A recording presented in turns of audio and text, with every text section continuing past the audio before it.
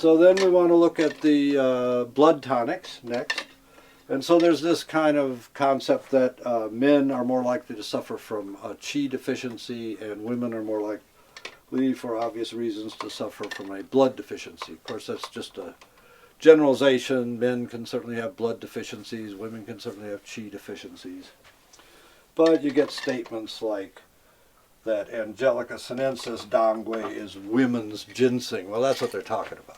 Because ginseng is the #1 chi tonic, and this is the #1, arguably, blood tonic. But like I say, it's just a generalization. So the blood tonics start with shu di huang, and this one again has been soaked in wine. It's actually a small golden colored root, about the size of a pencil, maybe a little bigger. You would never guess that by looking at this, which looks like pieces of asphalt or something. So they've been fried and mashed together. The raw herb, sheng di huang, is also available. That's in a whole different medicinal category. But the shu di huang is a blood tonic, famous one. This is Chinese false foxglove. It's actually blooming right this minute in our greenhouse downstairs, and we'll get some pictures of that for you. Maybe do a whole little video on it. Husha Wu is another one of these famous Chinese longevity tonics. It means black-haired Mr. He. The idea is it keeps your hair from turning gray, which it does. If your hair's turning gray when you're in your early 30s, then you probably have a kidney liver deficiency, which this will help correct. It ain't going to do anything for your hair when you're 60 years old or 70. Sorry. So this one has been treated. It's a big underground tuber. It's a vigorous vine. It's not quite as dangerous in your garden as kudzu, but it's if you put it in your garden and ignore it for 5 or 6 years, it'll definitely be all around. It makes underground tubers. The bigger they are, the better. The Chinese say if you can find one as big as your fist, it'll grow all your hair back. If you can find one as big as a baby's head, all your teeth that you've lost will come back in again. This kind of truth in advertising wasn't big with ancient China. So this has been soaked. The root is dried, sliced, and then soaked in a decoction of black soybeans. So it's the black hair kind of concept. And then dried again. That's the processed husha wu. This is also sometimes called faux tea, which is a completely fake name which means nothing to any Chinese person. It was invented by some American health food guy who wanted to market this thing, and he just thought of this name, faux tea. It sounded Chinese, so sometimes faux tea refers to gotu kola. Faux tea doesn't refer to anything. This is dongui, a very famous Chinese blood tonic. A lot of women eat this little piece of this every day. Probably the best herb in the world for regulating the menstrual cycle. And a little aspect of this is that this part is called the head, and all this down here is called the tails. This is the blood tonifying part, and this is the blood circulating part.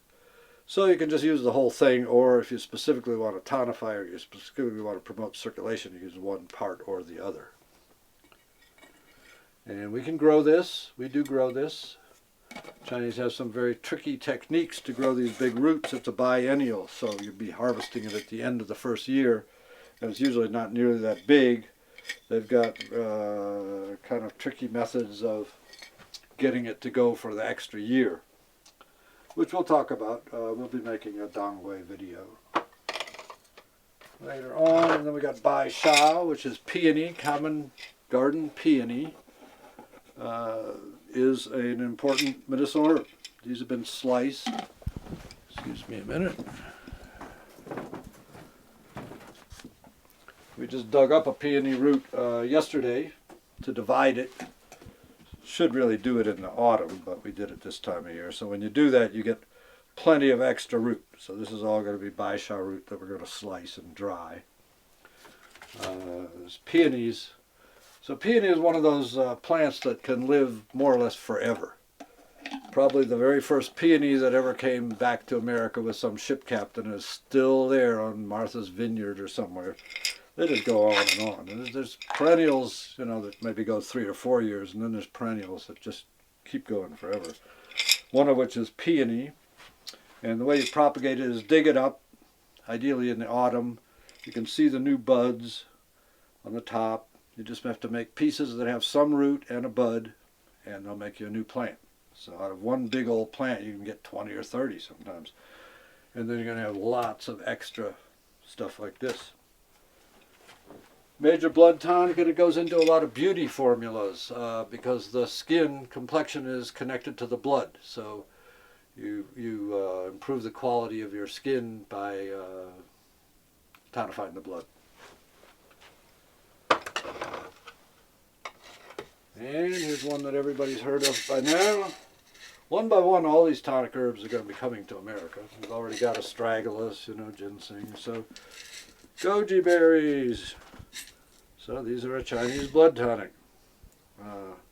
Now they're everywhere. They're chocolate coated. They're in trail mix, this and that. Specific affinity for the liver. Very good for the eyes. There's a classic combination with chrysanthemum flowers that people drink for eye problems. This is a big sprawly kind of a shrub. We'll be doing a video on growing that. So all of these blood tonics that I've mentioned so far we can grow and are growing.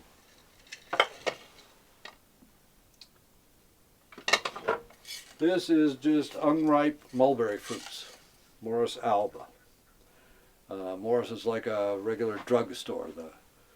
The twigs, the leaves, the root bark, and the fruit, immature fruit, are all medicinal herbs used for different purposes, 4 different purposes.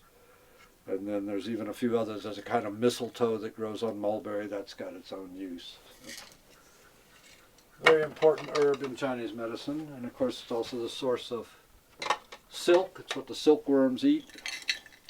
There's a lot of Morus alba around the United States because of various efforts in the past to try and develop a silk industry in America. So they planted lots and lots of mulberries, and then they found out how much work it was. Nobody was willing to do it, so it all went kafooey, and then 50 years later they'd do it again. Hey, get rich quick, plant mulberries. So everybody plants mulberries, and then they find out how much work it is, and they forget it. Longan, unfortunately, that's a nice blood tonic, not hardy. If you live in a warmer part of the country, you can grow longans. But we can't. Oh, wait a minute, I didn't, yeah, okay. So now we're starting to get into, so that finishes up the blood tonics. Then we've got the yin and the yang tonics.